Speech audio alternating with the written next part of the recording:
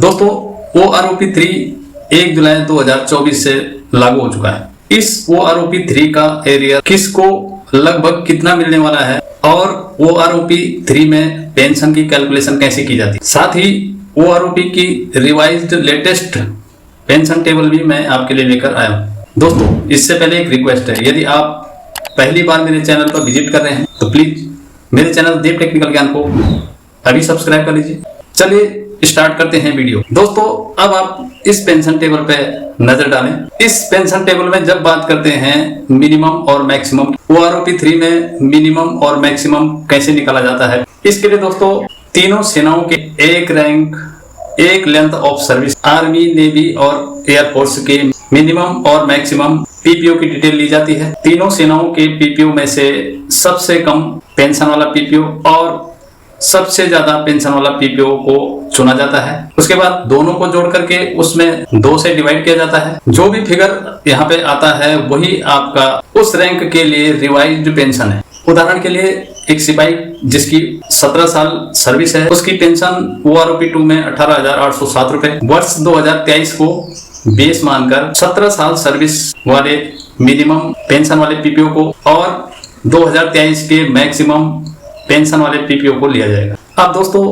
2023 को बेस मानकर minimum PPO में जो पेंशन इस टेबल में निकाली गई है वह 18,050 रुपए मिनिमम, मैक्सिमम पेंशन यहाँ पे 22,850 रुपए। तो दोस्तों मिनिमम और मैक्सिमम को प्लस करने के बाद जब हम दोनों को जोड़ते हैं तो ये 40,900 रुपए बनता है।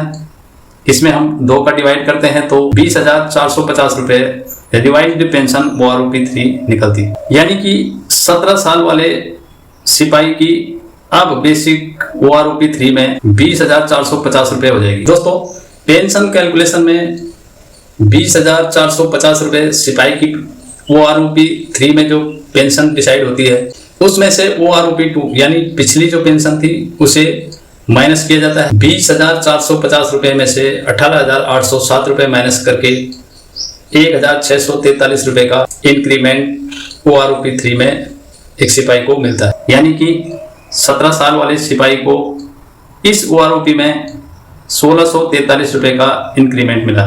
दोस्तों पेंशन के कैलकुलेशन के बाद अब बात करते हैं एरियर की। एरियर निकालने का कैलकुलेशन क्या है आइए जानते हैं। एरियर निकालने का फॉर्मूला है नई पेंशन माइनस पुरानी पेंशन इनटू टोटल मंथ। दोस्तों नई पेंशन में से पुरानी पेंशन को घटाना गुणा गया टोटल महीने। जैसे एक 17 साल वाला सिपाही जिसकी नई पेंशन 2024 में 20,450 रुपए बनती और इनकी OROP2 में पेंशन 18,807 रुपए थी, तो इनका टोटल इंक्रीमेंट 20,450 रुपए माइनस 18,807 रुपए जो कि 1,643 रुपए बनता है। उसको टोटल महीने जैसे कि 5 साल बराबर 60 महीने गुणा गया 1643 रुपए को 60 मंथ से हम मल्टीप्लाई कर देंगे।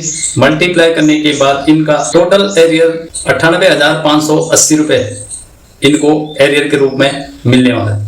दोस्तों वीडियो बहुत लंबा हो सकता है इसलिए मैं हर किसी का लगभग कैलकुलेशन यहाँ पे नहीं कर सकता हूँ। इस प्रकार एरियर के फॉर्मूले को लगा करके आप भी अपना संभावित एरियर निकाल सकते हैं, कैलकुलेट कर सकते हैं। आई होप आपको यह जानकारी अच्छी लगी होगी। यदि अच्छी लगी तो एक लाइक कर दीजिए और अगर आप मेरे चैनल देव टेक्निकल ज्ञान पे नए हैं मेरे चैनल को तुरंत सब्सक्राइब कर लीजिए।